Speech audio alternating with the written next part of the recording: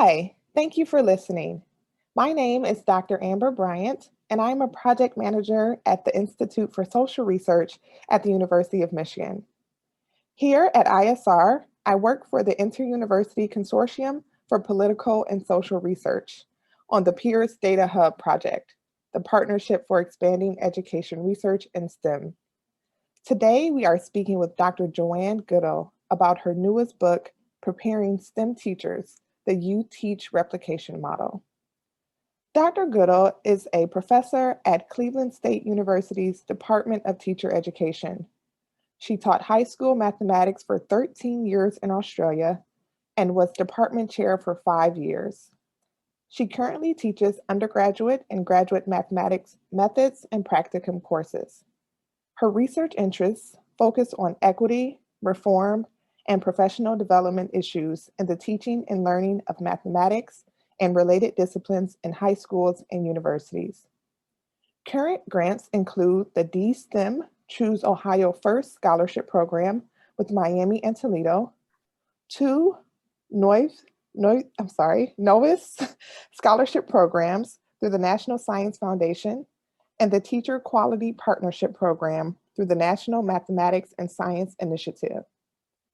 Dr. Goodell was instrumental in bringing the UTeach model to Cleveland State and is the education co-director for the CSU Teach program. In August 2016, Dr. Goodell was appointed as the director for the Center for Faculty Excellence. Today, we will be discussing Dr. Goodell's co-authored book entitled Preparing STEM Teachers, the UTeach Replication Model, published just recently in 2020. This book is a true testament to her scholarship and expertise in the field of teacher preparation and STEM training. Dr. Goodell, thank you so much for joining us today. If it's okay with you, I'm just going to jump right in with our questions. Certainly. Okay, awesome. So your book is specifically about preparing STEM teachers and the UTeach model. Can you tell us what the UTeach model is and how it helped to inspire the compilation of this book?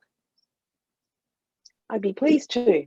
The UTeach model began at the University of Texas in Austin in 1997 to help overcome the severe shortage of mathematics and science teachers in the state and nationally.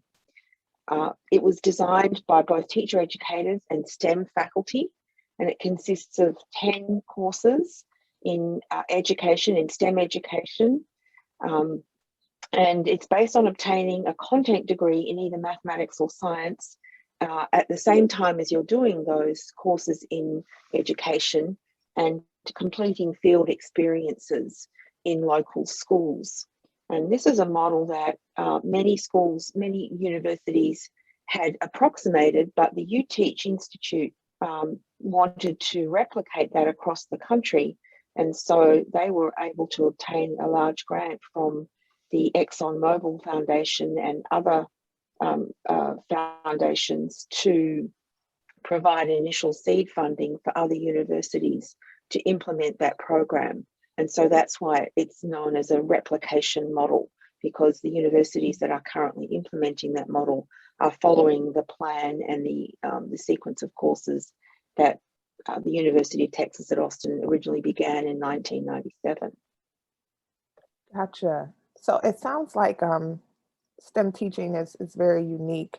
Can you speak a bit to the challenges that universities face when preparing STEM teachers and how this training model helps with that? Well, STEM programs, as you know, are expensive to run, and in terms of the teaching of STEM subjects, we really need to get the teachers in the field as soon as possible so that they get a wide variety of different pre-service teaching experiences. And that's something that this model does a very good job with, and that's not something that was common prior to the UTeach model. So there are 5 different field experiences, starting with some students in their freshman year. They go out to a school in pairs, so there's 2 students together. It's a little bit less scary. They teach at the elementary or middle school level, 1 or 2 lessons, very much guided by the faculty who are teaching them in those introductory courses. They're called Step 1 and Step 2. And through those introductory courses, they get to try out teaching. And so they're exposed to the world of teaching very early in the program. And that gives them an opportunity to say, yes, this is something I really want to do, or maybe it's not for me. So the recruitment of students is really greatly enhanced with those 2 introductory courses, because they are only 1 credit hour each, and there's sort of no penalty for not continuing, and it gives them an opportunity to try out teaching and see if that's really what they want to do in the long term. Prior to this kind of model, many programs did not have any field experience until the students were in their junior year, which is kind of a long way down the line to find out that actually I don't really enjoy working with students, or I'm scared to stand up in front of a group of students. And so then, that kind of puts the program, completion of the program way behind if they then have to switch to some other programs. So I think this model, where the early field experiences are really a key part of the model, helps students make that decision and, help them stick with the program, because they know that it's something that they really want to do. Yeah, I love that. I actually I went through education programs. That's what my PhD is in, and I taught high school English for a while before pursuing higher ed. And you're absolutely right. I did not get into the classroom until the end, the very end. And some of my classmates did change their mind. They realized that it wasn't what they thought it would be, and I definitely like that part of this model. That early field experience, I think, is really valuable. And that was a very smart move to make in a teaching preparation program. So that's really awesome to hear. I also think that another part of the model, and I'll just say that there are 9 elements of success in the UTeach replication model. Another part is that the university commits to having full-time faculty. They might be clinical faculty, or they might be regular tenure track faculty, but full-time faculty who are teaching the education courses and are supervising the students in the field experience. So they go to a school, and a full-time faculty member is part of that experience. That those teachers are called master teachers, and they're not only are they responsible for teaching these early field classes, but they also develop partnerships with the schools, and they really focus on the teaching side of the program. They also do, in many cases, a lot of advising for the students. And so the students, the pre-service teachers, feel very connected to those master teachers in the early parts of the program. And because they're full-time, they're on campus, they're available, and they're fully involved with the program. I think many teacher education programs that are not in the UTeach model employ external or part-time supervisors because of the shortage of full-time faculty. And there's a whole lot of research around that, and programs with accreditation issues and so on. But definitely the UTeach model's use of master teachers and full-time faculty in the field experiences is unique, and I'm sure does contribute to the success of the program. Wow. Yeah, that relationship building. And it kind of goes into my next question about retention, which is always a hot topic in teaching and teacher preparation programs. This model address that in any way? Can it help with retention and recruitment? Well, absolutely. There's many parts of the program that help with recruitment, and one of them is, as I just mentioned, the early field classes, Step 1 and Step 2. In some universities, they're able to provide those free. So that's kind of a recruiting tool as well, because you can try out teaching for free. And so that helps recruit the students. We go, faculty and master teachers go to introductory math and science courses and just ask, tell students about those, about the step 1 and step 2, excuse me. And that is definitely a very important recruiting tool that they can try it out for free and just see how they like it.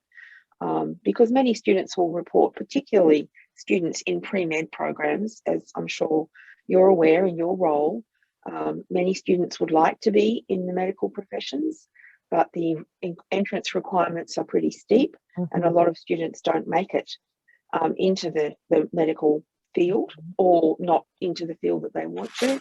And so, many of them have never even thought of being a teacher. And after they try teaching in the step 1 class, realize, gosh, I really enjoyed that. And this is going to be something that I could have as a second, a backup kind of thing. What if I don't get into medical school? But many of them realize, well, actually, I don't want to go to medical school anymore. I really want to be a teacher. And so it does give them an alternate career path. And because they are getting a degree in either math or science, they still have that option to go on into graduate school and become, a science researcher or do another kind of math or science-based career. But with this, because it's rolled into the 4-year degree plan, they can finish their 4-year degree plan with a teaching license and their regular degree. Exactly. So they have 2 career options. And that's a very important recruiting tool as well. Oh, that is so awesome. And that's exactly what happened for me in undergrad. I was an English major, and I took a class that had me going to high schools for a writing workshop. And I had no idea that I was going to fall in love with the classroom. And I've never left. Like, since that moment, I was a teacher ever since. I said, I love this. I can't believe they would pay me to do this. And it was it has been my path ever since. So it's so good to hear that is still happening, and that teacher and faculty are aware that exposure sometimes is all that a student needs, because you don't know what you don't know. So that's correct. That's really awesome to hear. So when you wrote the book, who was your intended audience in your mind, and how did you hope the book would be used and referenced in the future? So let me just put a little word in there. I was the editor of the book. So what that means is I invited 29 sets of people to write the chapters, and we edited them together, so my coach and myself, and had them published in this book. So I wrote a couple of chapters with a couple of other authors, but there are, I think, over 50 authors, or maybe even a little bit more than that, who wrote the chapters about the book, about the program, I should say. And what we hoped is that other universities considering how to improve their recruitment of STEM teachers and their production of STEM teachers, so increase the number of STEM teachers they are putting out there, that they would be the audience, part of the audience for the book. Also, we hope to garner some kind of international audience for other countries to see how successful this program has been, and for policymakers to say, really, we need to be supporting programs like this, because they are very expensive to run. The university administrators to see how being part of a huge national network of now 45 universities and 11 HBCUs. So we're now well into the 55 to 60 range of universities that are replicating this program. So, all of the faculty at those universities as well. So we're hoping that it has a very wide audience. And thank you for the invite for today. That'll help us. Yes, that is so awesome to hear. Like, I love to hear that, because as I was reading through the book, I'm like, this is a great model. Like, I hope that it is making its way around. So that's awesome to hear, especially to hear that the HBCUs, that's, it's often an untouched audience. So I appreciate that. So this is just the last question. We're going to conclude for today, but as a takeaway, what can you tell professors and scholars and other university staff members just a piece of advice that they could add to their programs when they're preparing their STEM teachers, whether or not they have the UTeach model, what is one thing that maybe they could do to kind of help with their students' preparation? That's a very intriguing question. There's so many pieces of advice I could give, but I think having the master teacher model where you have full-time clinical faculty involved in the field experiences from the beginning of their program through to the student teaching and even beyond, which is something that the UTeach model promotes as well, is really one of the key elements, I think, because there's that continuity. They know the students really well, the students feel comfortable and seek their advice when needed. And I think that really helps with the feeling of belonging to the program. And that feeling of belonging and being in a teacher, developing their teacher identity definitely helps retain them once they go into teaching. And part of my research has demonstrated that quite clearly, that the UTeach grads, their satisfaction with their program and their student teaching does predict their entry into teaching and their retention in teaching. UTeach grads are retained at 92% after 3 years, research has shown. So that is amazing for teachers. That's awesome. Yes, it is. So there's lots of research on the program now to bear out the many of the things I've said. So I encourage folks to look at that. But much of it is also represented in the book as well. That's so exciting. I can't wait to promote this work. This has been an amazing session with you. Thank you so much for your time and being with me today, Dr. Goodell.